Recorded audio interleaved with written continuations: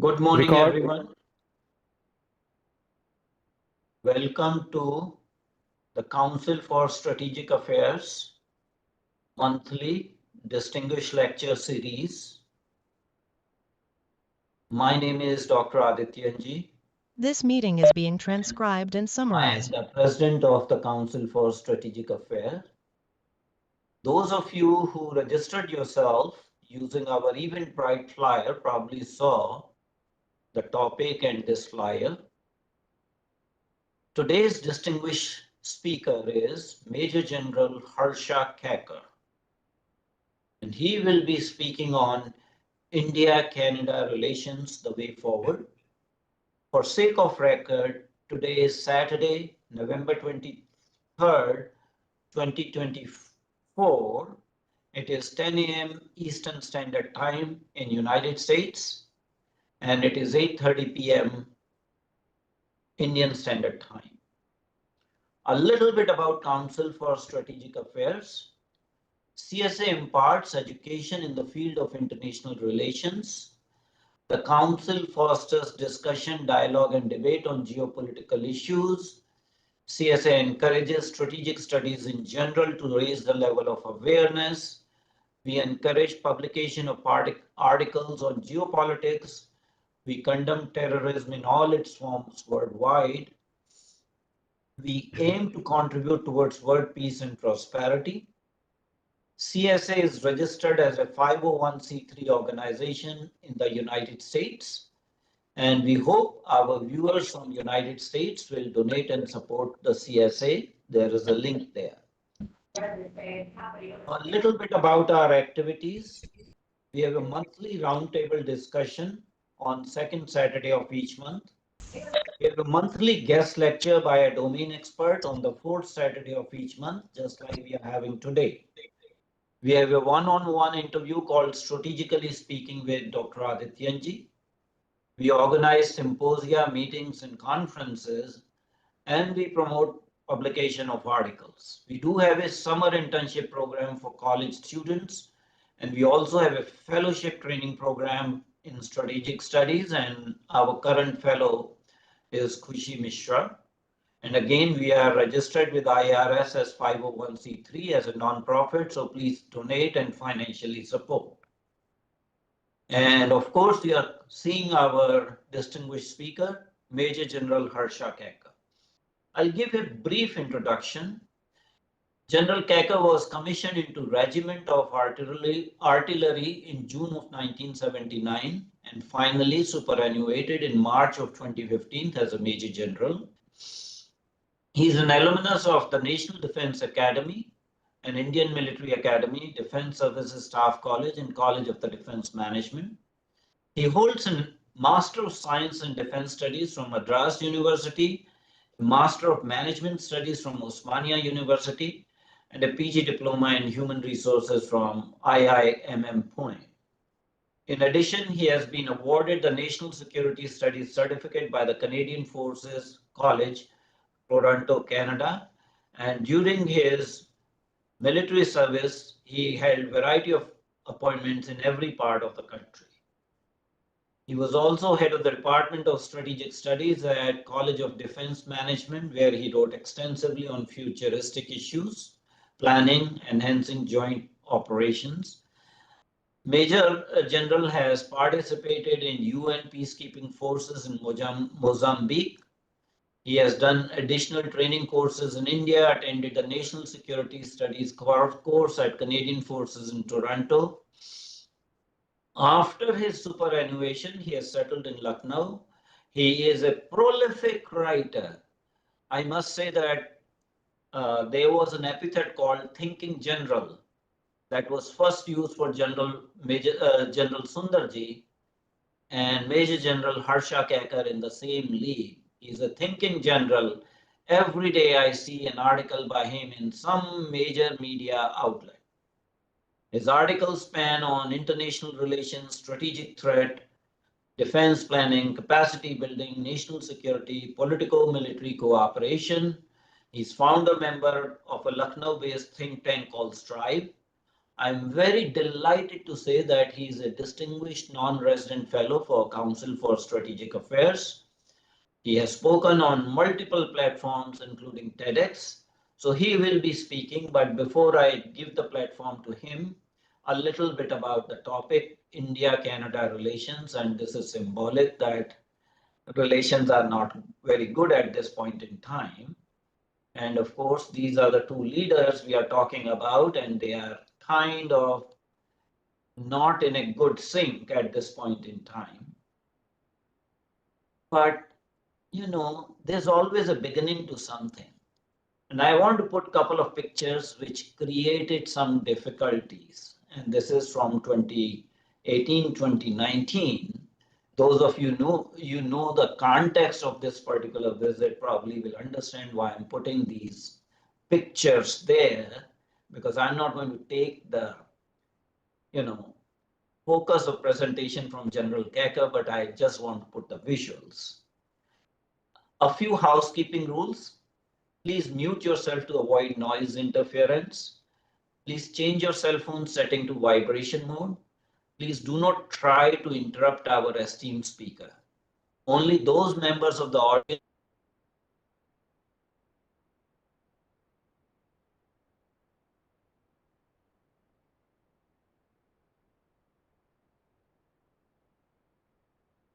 Dr. Adityanjee, we have lost you. Your sound is not monologue. Questions have to be precise. The event is being recorded. It will be available later on our YouTube channel, but we are also simultaneously live streaming it. And I hope on this very pertinent topic, we have an excellent discussion because I see very distinguished people joining as audience. So without further ado, it's my distinct honor and pleasure to welcome Major General Harsha Kakar. Sir, the platform is yours. Please go ahead.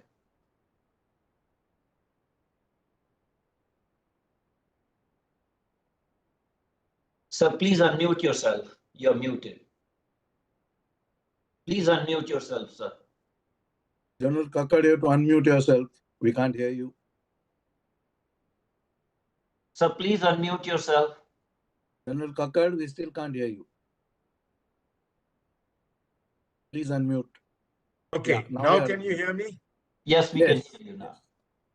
Good evening, Mr. Adityanjee and all members of the organization. Let me tell you, it's a pleasure to be here, and it's a pleasure to be associated with you all. There is no doubt that the topic which you've given me today is something which I have been really interested in for quite some time. Let me start by saying my link with Canada was actually from the period of 2006. I spent 6 months there with the Canadian forces in Toronto. I addressed their veterans in Barrie. I met the Indian community at large.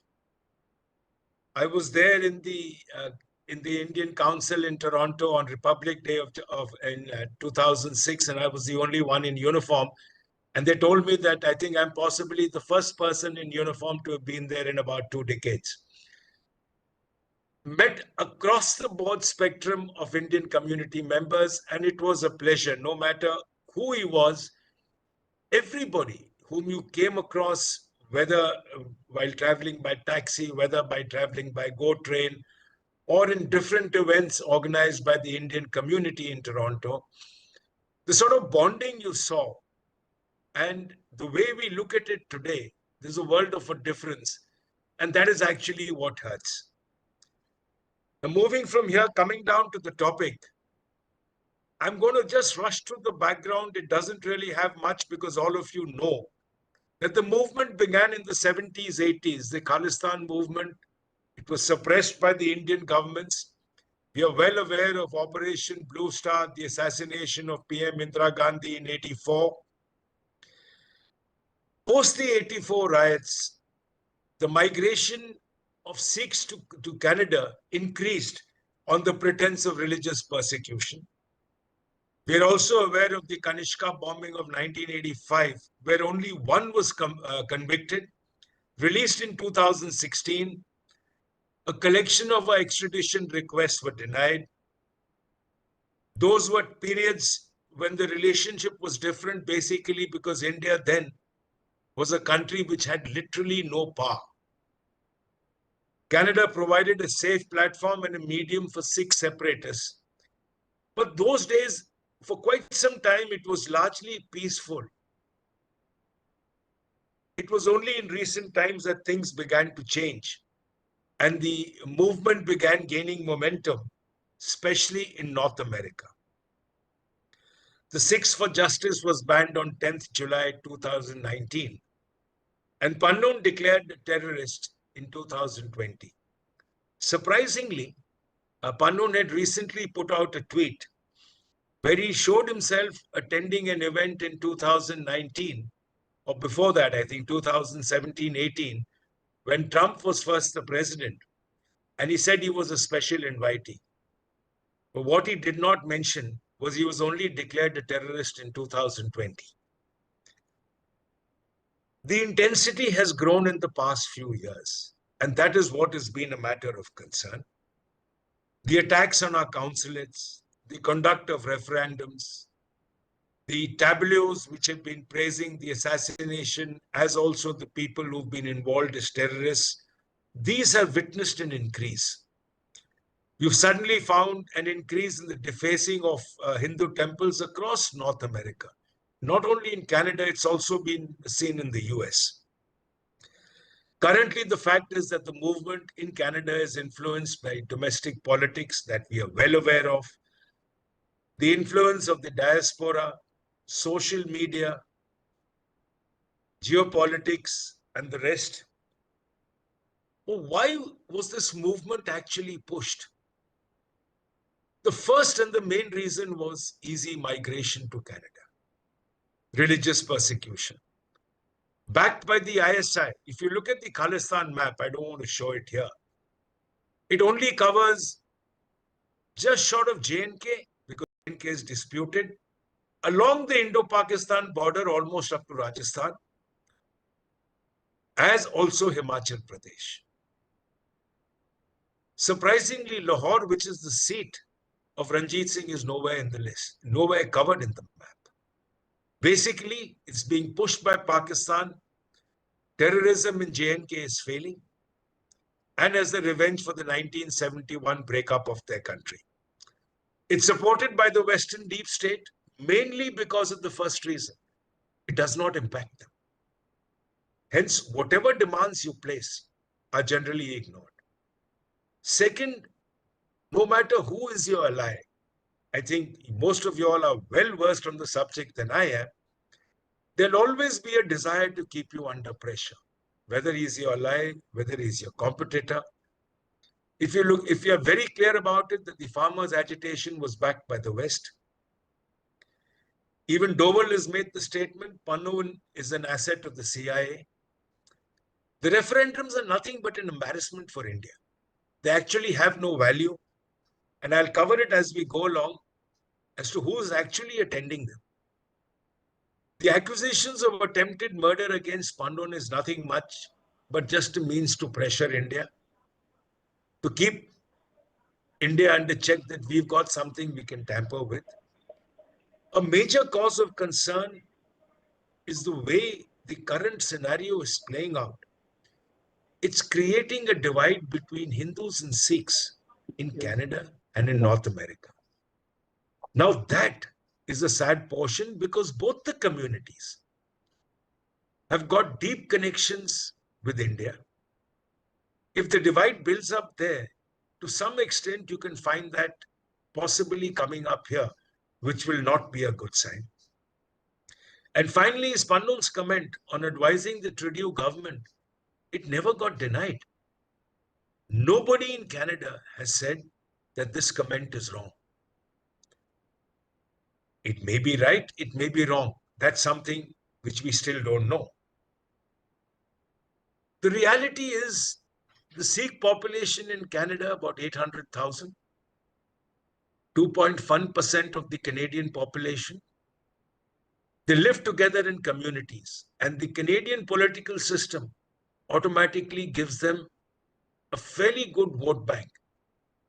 They cannot be ignored in Parliament. There are 15 Sikhs in the Canadian Parliament, which is 4% of the total Parliament strength. Now, 4% represent 2.1% of the population. That makes a world of a difference. In 2016, Trudeau had stated, I have more Sikhs in my cabinet than Modi does.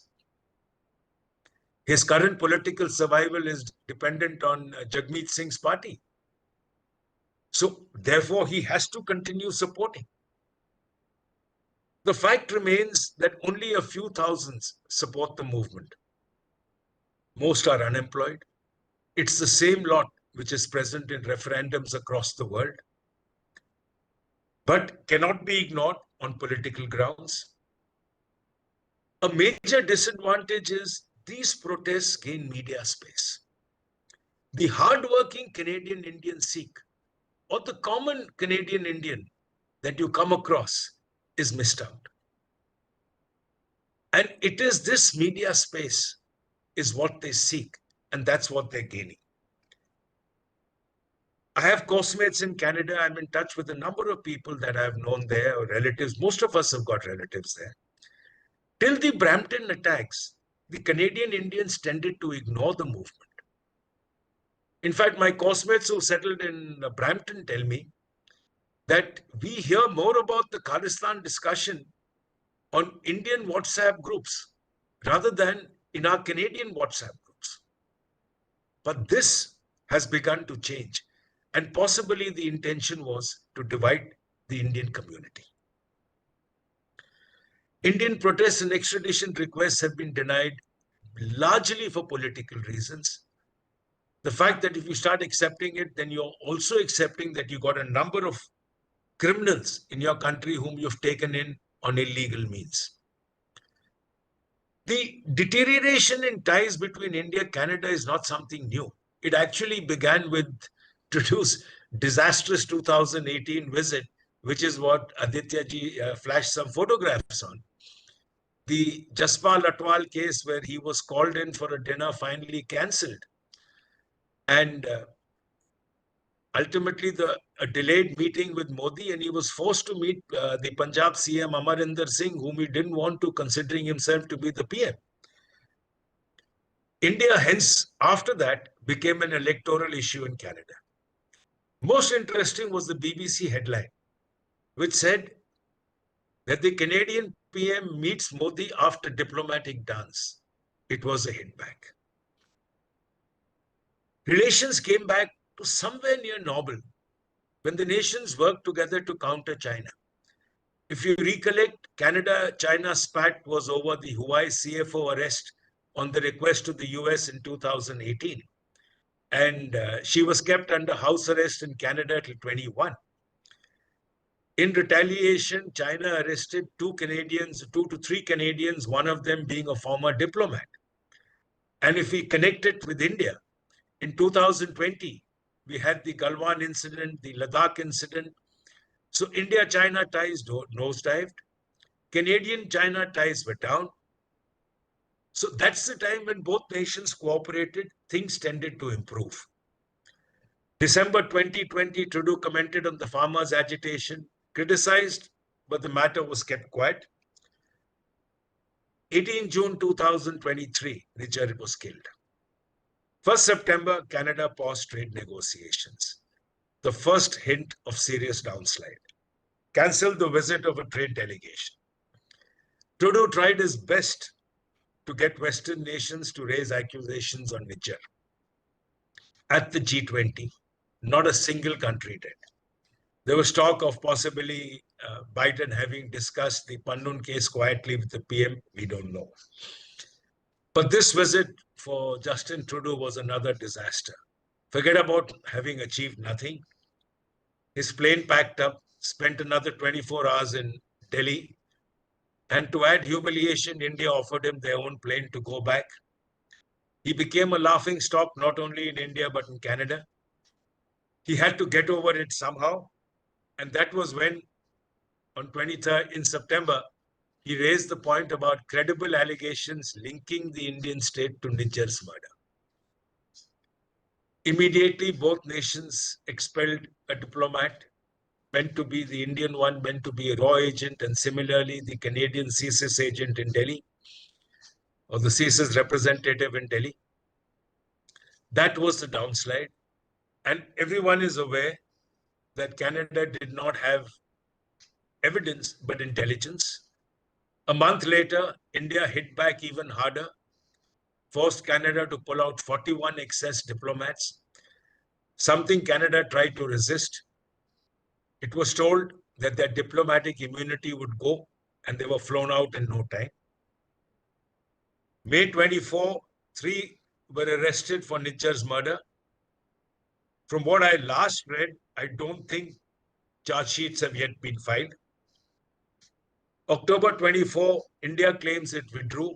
Canada claims it expelled 6 diplomats, the top diplomats.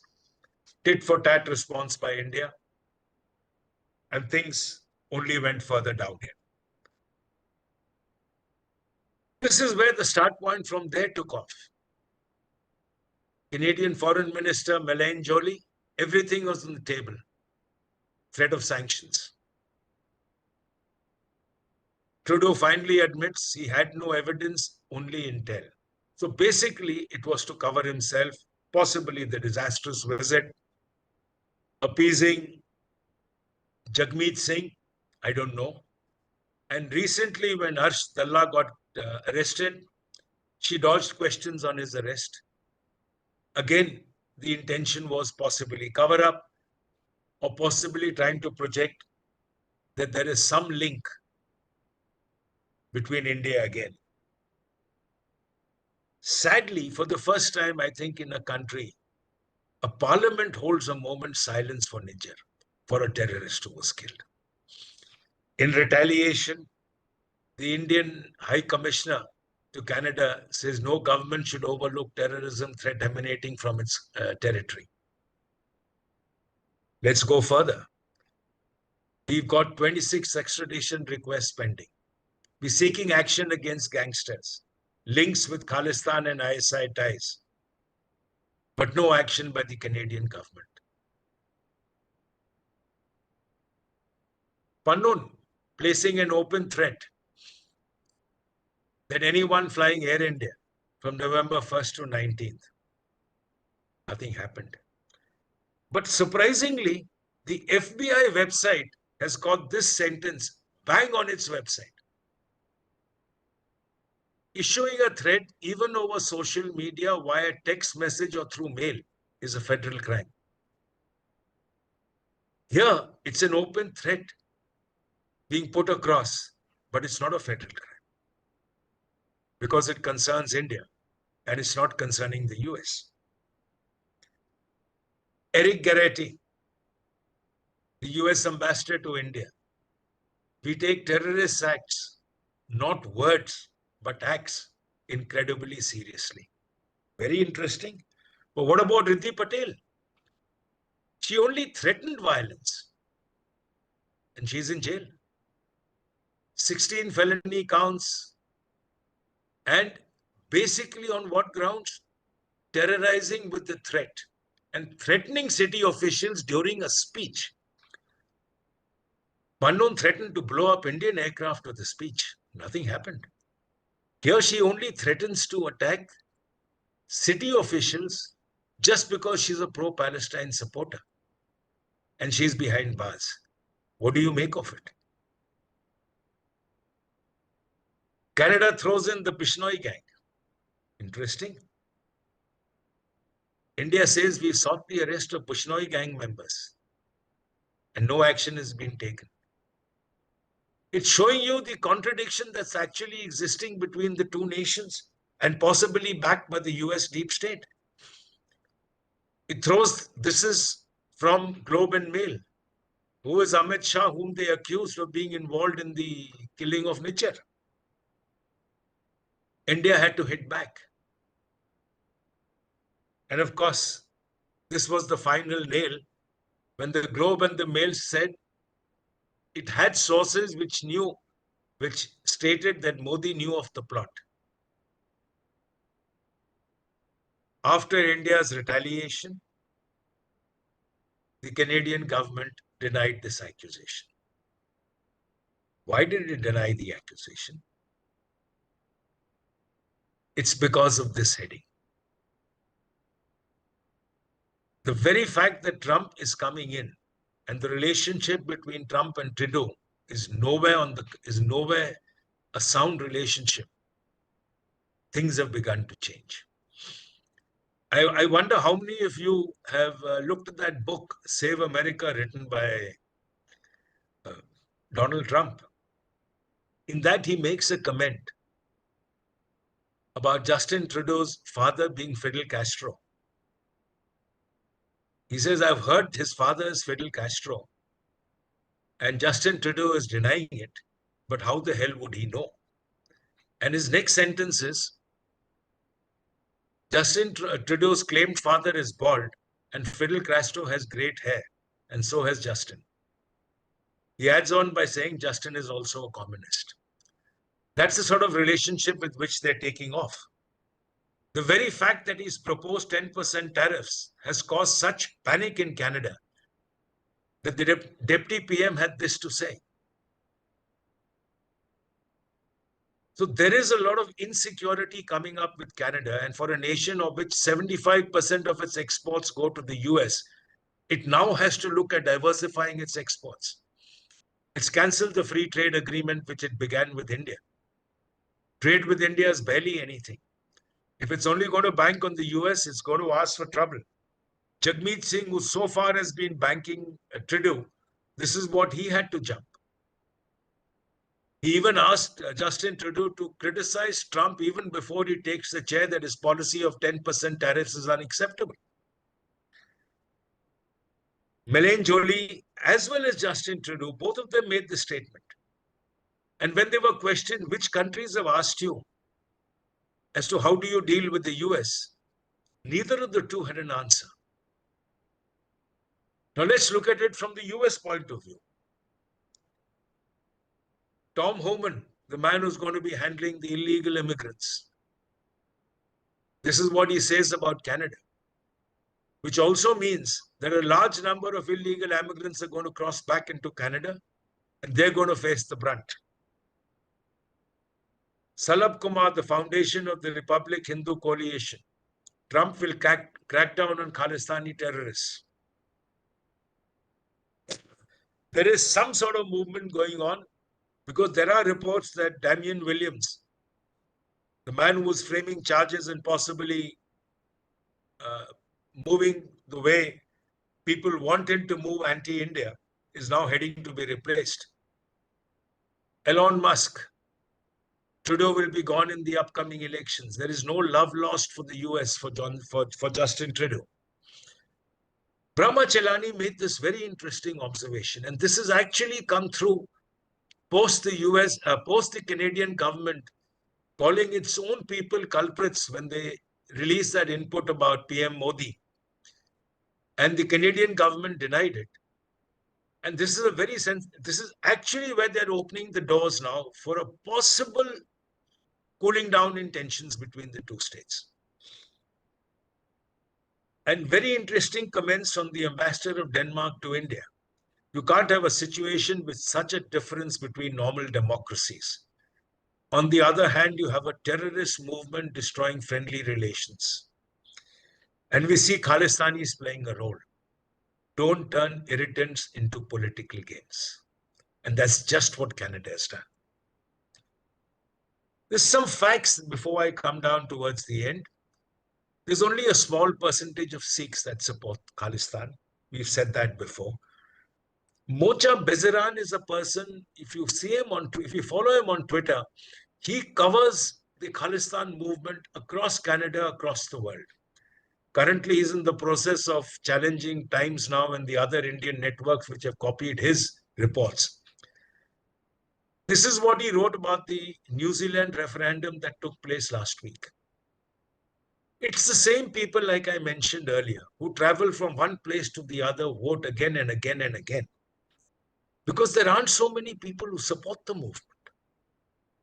But the fact is they get media coverage, and that's what hurts us. And that's what we tend to avoid.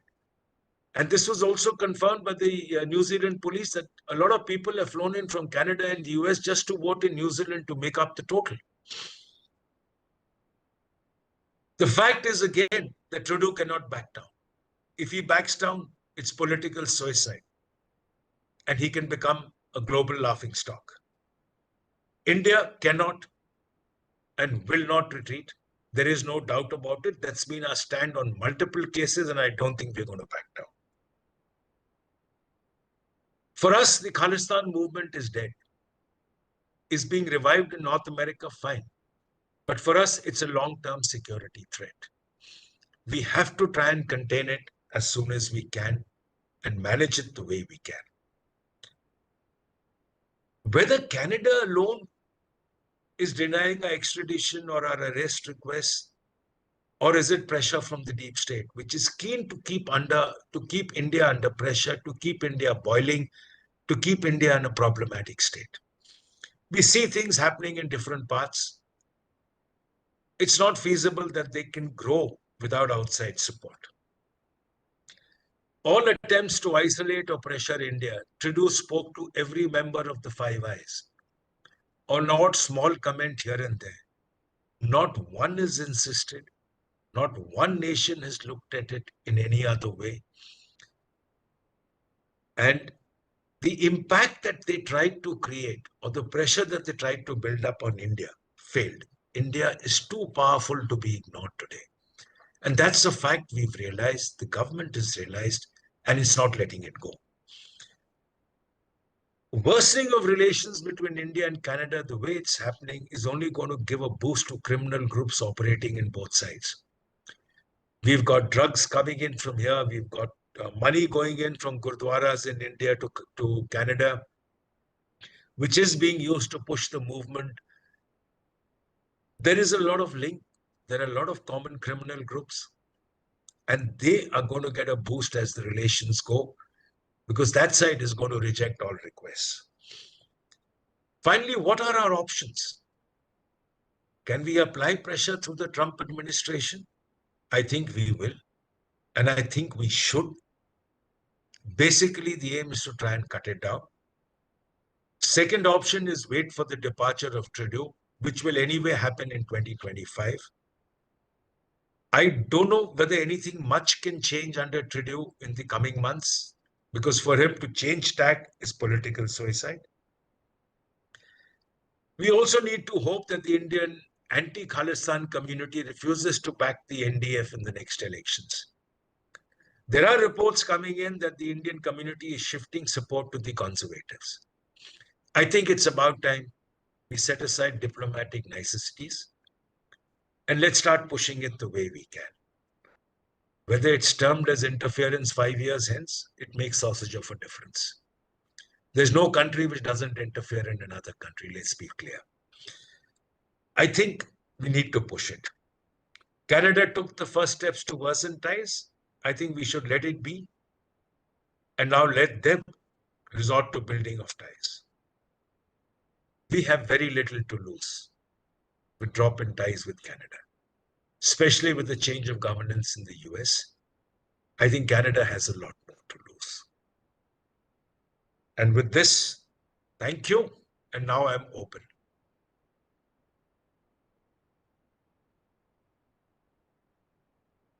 Thank you very much indeed, General Kakar, for your presentation. I see that there are some questions in the chat room already, but before I, go through those questions, I'm very interested in getting comment from a member of the audience. I hope you don't mind, because this member of audience, if I'm not wrong, is Ambassador Ajay Bisaria, who was formerly India's High Commissioner to Canada. Ambassador Ajay Bisaria, would you like to make any comments before I open the general discussion? Ambassador Ajay Bisaria, are you there? looks like he is not there, but I see his name popping up here. But hopefully, if he's there and wants to come, we'll give him the platform. So General Kakar, there is a political, strategic analyst by name Michael Rubin, who works for American Enterprise Institute. Michael Rubin basically wrote an article stating that government of India should declare Canada as a state sponsor of terrorism. And actually, the op-ed piece is titled, India should designate Canada as a state sponsor of terror by Michael Rubin. It appeared in First Post. What are your comments on this suggestion by Michael Rubin? We have yet to declare Pakistan as a state sponsor of terrorism officially. But the moment you do it, you actually are cutting all means of communication. You're cutting all options of rebuilding, possibly relations. You cannot declare him a sponsor of terrorism today, and moment the government changes, lift that sponsorship and work again. So I think that will be too harsh a step to take at this stage. And I think the fact that you already conveyed your message, whether it was Jai Shankar in Australia, whether it is wherever he's gone, he's conveyed the Indian viewpoint very strongly. Other than officially declaring them, you've actually been telling the world that that's just what Canada has been doing. And that I feel is sufficient. Okay, you have a point there. You did mention about support from Canada and specifically from Justin Trudeau to quote unquote farmers' agitation in India. At that time, allegations were made that a lot of money was coming from Canada to support a kind of insurgency-like situation in India. Would India be justified in reporting Canada and its actions and support for that particular, disruptive agitation to FATF? See, at that stage of time, we did say that the Khalistan elements in Canada and the US are funding the agitation. If you looked at what was happening at the agitation, the sort of dry fruits that were being served, the liquor that was going, the way it was being managed, someone had to fund it. And funding came from across, which is something which took quite some time before all the Hawala racket got shut down. We learned our lessons very well during Kashmir, if you realize that as long as the Hurriyat was in power, there was a lot of problems. The moment you stopped the Hawala, you blocked the Hurriyat, everything died a natural death. It took some time before even this movement was brought down because you had to stop the funding, you had to stop the flow of Hawala. Otherwise, sort of money that was existing, the sort of funds that were existing, it could have continued. Even the future protests that have ever taken off haven't reached anywhere near the level. That's because you're not permitting the sort of funding to come through. And we did say that a lot of it is coming from there, but you've got to act on it internally. And like we've seen in all movements that have taken place, there is a desire to keep India under pressure in some form. One ends, another tends to start. One cools off, you'll find another one starting. So there is always something which will continue to try and keep things on the boil. It's how fast you can react to it and manage it is where is the issue. And I think to a large extent, this has been curtailed, but you're looking at it in the long term. You don't want it to blow up again in the long term. Okay. There's a question by Dr. Vineet Singh, who is based in Canada. And question in the chat room is, how can Indian consulates and the Indian state in particular counter widespread radicalization amongst the Sikh, second and third generation youth? Fake news and propaganda is openly spread, especially pertaining to ongoing persecution of Sikhs and about 1984 riots. History is propagated selectively do you see any tangible counter strategy here? I think this is going to be moving now, because you will find the sort of community movement within Canada. Now, there are some blocks which are very difficult to challenge. I'll give you an example, and possibly that will come through. While in Canada, when I met the Chief of Defense Staff of the Canadian Forces, he told me, he says, in India, there is not a single Sikh family which doesn't have a representative in the Indian Army or in the Indian Armed Forces. He says, I have 1 million Sikhs plus in Vancouver alone, and I don't have a single Sikh in the Canadian Forces. Now, the fact is that the first generation that goes there struggles to make itself. The second and the third generation, the ones that are joining in now or being pushed towards this radicalization, are those who haven't got a suitable employment, who are looking to do something possibly into the criminal groups. You find a whole lot of Sikh criminal groups, like the recent drug bust that's taken place. A number of them were behind bars for various incidents, are the ones who are being moved into joining in the organization. I've got Sikh coursemates who've got their families sitting in Canada, living in Brampton, living in Vancouver. I've got an ex-JC of mine who settled in Vancouver.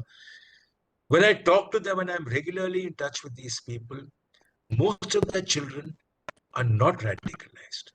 Most of them are hardworking Canadians looking to make a living. What you've got, like I've been saying from the beginning, are very few, possibly maybe 1,000 or 2,000 people who were radicalized. It's not going to have the impact. The impact is flowing in. We know the fight is for control of gurdwaras, because that is where you start the radicalization. To try and counter it there is not going to be easy, but possibly with the way the Indian community is now combining together, I think I've seen that happening in Brampton from what I've been told. I think we'll find that happening elsewhere. The only city where I'm slightly worried about where things may not move the way there is a hope is Vancouver, because that is where you got a very mass movement. That's a slightly difficult area. That's the way I look at it. But the rest of what I've seen, I think we'll see a change. May not be now, but possibly with the change in elections. Because what we're not going to see is the NDF coming back with a sort of seats and possibly be a kingmaker again. That I don't think we're likely to see now. Okay. Thank you. There's a question by Dr. Shrikant Chopra, but I have already asked that question as a comment from Michael Rubin, so that has been put again in the chat room. So I guess we will not repeat the same question because it's exactly the same. Any more questions from the audience? Dr. Adityanjee, can you hear me? This is Ajay Bisaria. Oh, I had asked you. I'm glad that you came on camera. Yes. Thank you very much. We would like to have your comments and anything. Thank you. I was at an event, so I wasn't listening continuously. So I just heard my name, and I thought I'd jump in.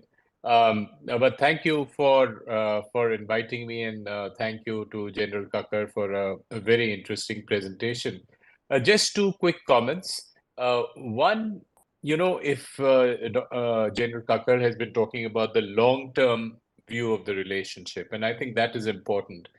And in that long-term view, there's a great deal of strategic and geostrategic convergence between the interests of India and Canada.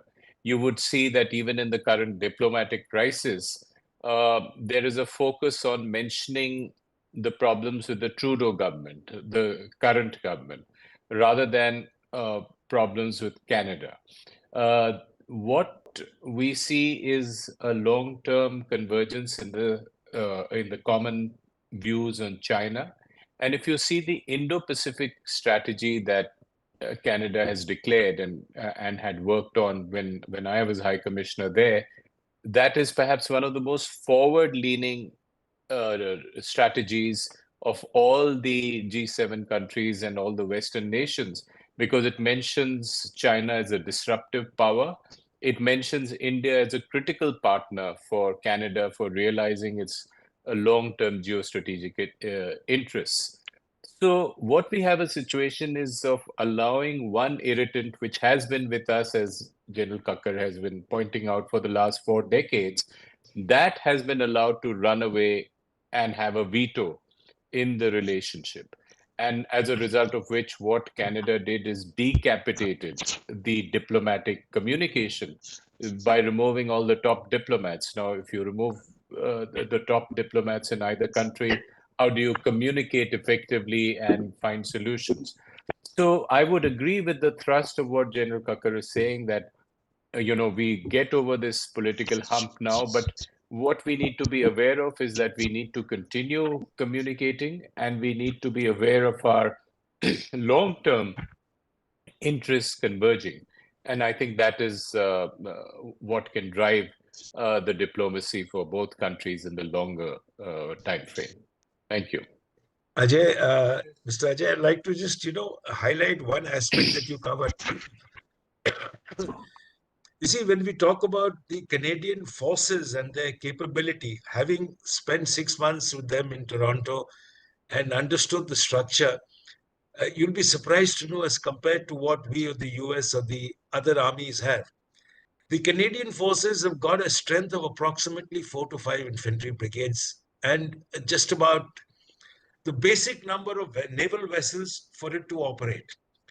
In fact, such is the status that when we went down as part of the cost of the Pentagon, they were treated like as if they were, third world country, because they've got nothing to really contribute.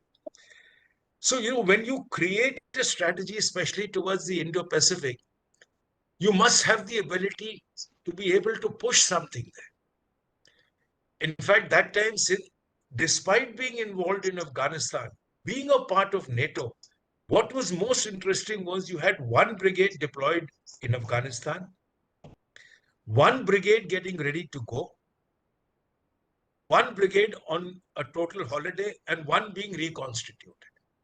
That was the total Canadian force level that they had.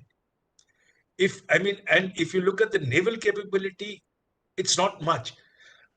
You can move possibly one ship down. That also for short periods. But that aside, the fact that you're looking into this definitely has a weightage.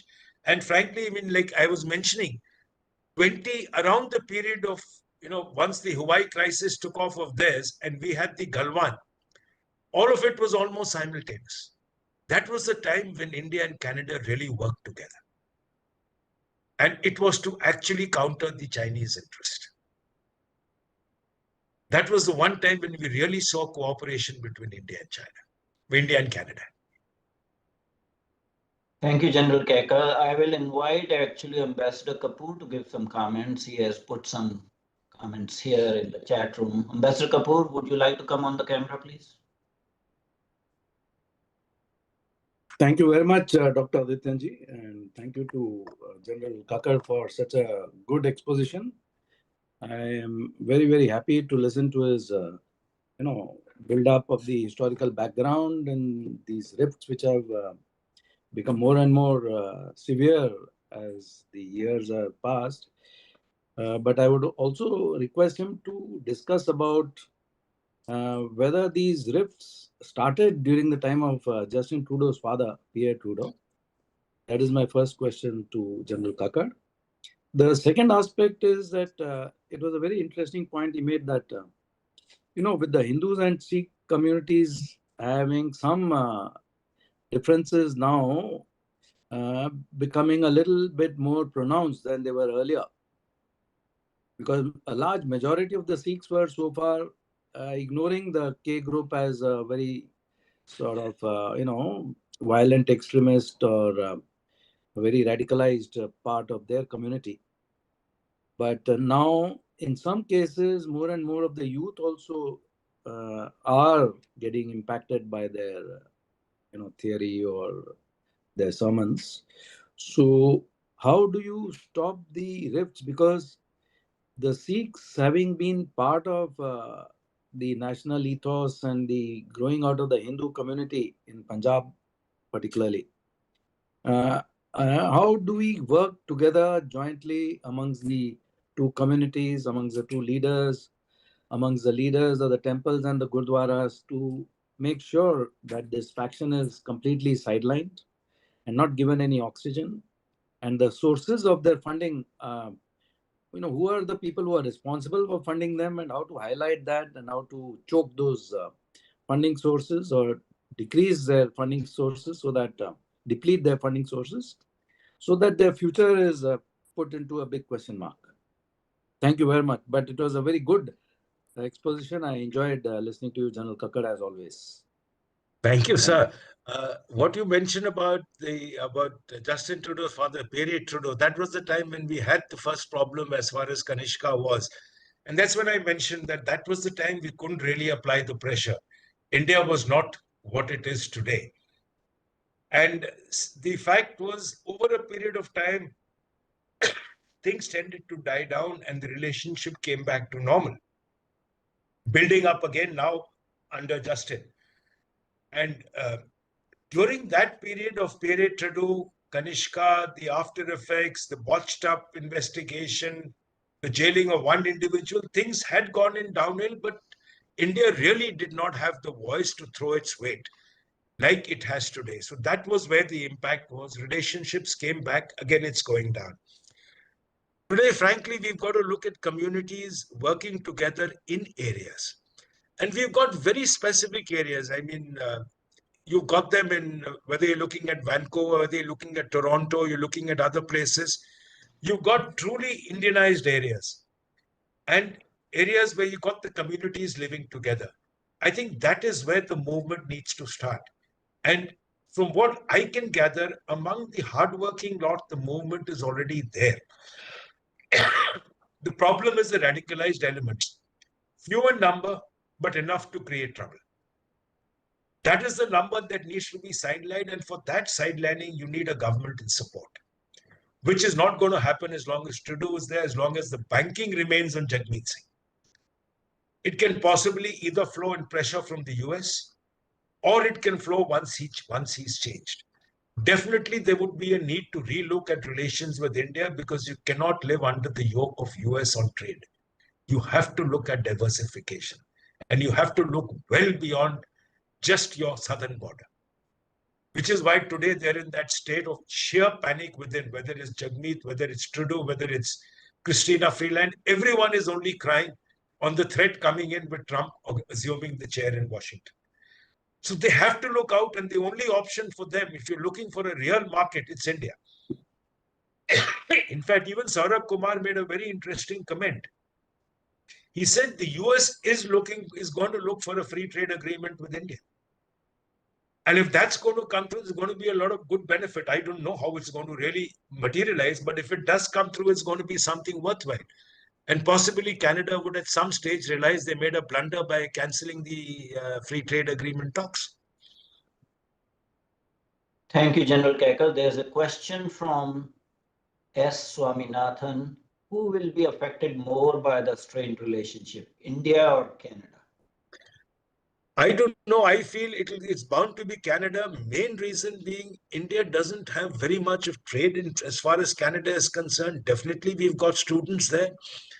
But for Canada, India's relationship is important. A large number of the Indian diaspora is there. They're going to come under pressure if the relationship goes down.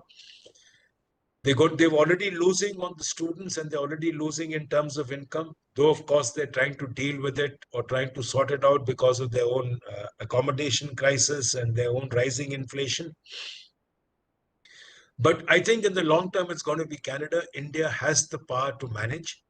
And that's why India is not taking anything in terms of conciliatory steps.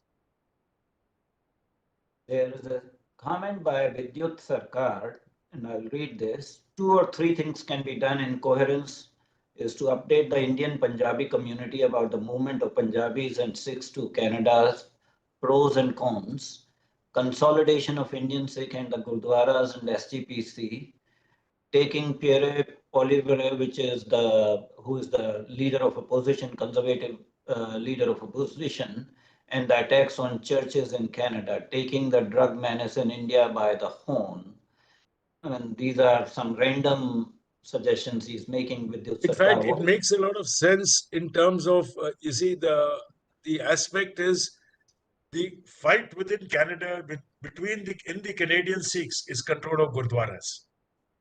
That is the main battle. The SGPC is nowhere there. In fact, Nijjar's case was basically on that ground. That is the breeding ground. That is the funding ground. Everything comes in there. Which is why there are even reports of money going in from the Indian Gurdwaras to Canada. Yes, Piri Polvar is one person, but then we've got to remember he was the one who cancelled the Diwali celebrations in Ottawa, which is what caused a lot of ruckus as far as the Hindu community was concerned. But within Canada, there are states, especially which are looking at reducing the influx of immigrants, controlling people coming in. They're realizing as to what is the impact in terms of the immigrants coming in who are changing the dynamics of the area. So there is a lot happening. Hopefully, yes, what he said, if it works through, more important is to tell our people as to what is the truth. And that's a very important factor. Well, I think you have answered the question very well, going back to the time of 1980s. I think people should not just personalize it to Trudeau's family, Justin Trudeau or Pierre Trudeau. Across the political divide in Canada in 80s, the attitude was somewhat, I should say, colonial or patronizing, to the extent that then Conservative Prime Minister Brian Mulroney also refused extradition of some Canadian terrorists who were based on Canadian soil and indulging in anti-India activity. So it would be a folly to, sort of label problems just pertaining to one particular political family or one political party. There has to be a national change in attitude towards India, because India was taken very, very lightly. And the current Conservative Party leader, Pierre Poilievre, cancelling the Diwali reception is also indication of that. And it's also reflective of their vote bank politics. Absolute. So we have to understand that there's nothing more important than having steady pressure on Canadian government, curtail the economic ties, stop the movement of students to Canada because they make a lot of money from India in terms of the tuition fees and living expenses. The bilateral trade is around $8 billion, which is not very high. And ultimate loser is going to be Canada if India continues to take a consistent but firm stand. So other things are, time will tell what happens in 2025. There's a question if there's any third country that could actually smoothen the relationship. I doubt that is going to happen. Countries have to behave in a sovereign manner. Yes, sometimes you take diplomatic help from a third country, but here Canada is throwing their member of Five Eyes as a badge of honor, or their participation in G7 as a badge of honor, without realizing that the India of 2024 is not the India of 1984. So there are some misconceptions, there are some overvalued ideas amongst the politicians in Western countries that are going to slowly dissipate. So I'll leave it at that. There is a comment, can we expect economic crisis in Canada due to current relationship between India and Canada? Probably not, but Canada is having having headwinds in the economy, and their relationship with the USMCA and the incoming administration, and whatever is going in Canada will be enough to take down Canada. India is not a major player, but whatever is contributed through the students is a major chunk of foreign exchange that Canada gets from India. People need to realize that India's GDP fifth, having displaced UK. Canada is way down. Canadian economy is probably $1.8 trillion. Indian economy is $3.9 trillion. So there's no comparison between Indian economy and Canadian economy. And India is about to displace Japan as the fourth largest economy in terms of GDP in 2025 and possibly Germany by 2027, 2028. So if India continues to maintain pressure on Canada, whatever government comes will have to be forced to deal with and not make actually unsubstantiated allegations as the bedrock of the relationship. Intelligence does not mean evidence. We know there was intelligence about weapons of mass destruction led to a major war in the Middle East, but there was no evidence there. So let's not actually give Canada benefit of doubt. They have to change their behavior. Most of the other questions and comments in the chat room are either repetitive or not relevant to today's discourse.